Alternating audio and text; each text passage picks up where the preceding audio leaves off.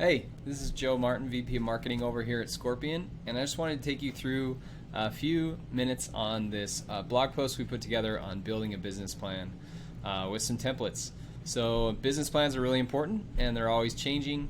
There's a lot of few sections that you want to really focus on, including marketing and finance, an executive summary that kind of pulls it all together. Do some research on your customers and competitors. And then really kind of pull it together to really understand where you want to go with your business. So you'll be able to see a lot of examples in this, as well as scrolling all the way to the bottom. You'll see some templates and samples. Hopefully this is helpful in putting your business plan together, and make sure to put some time and effort into this. That'll really help your small business grow, and always be looking to make updates to it. So thanks again for checking out the article, and we look forward to talking with you more here at Scorpion.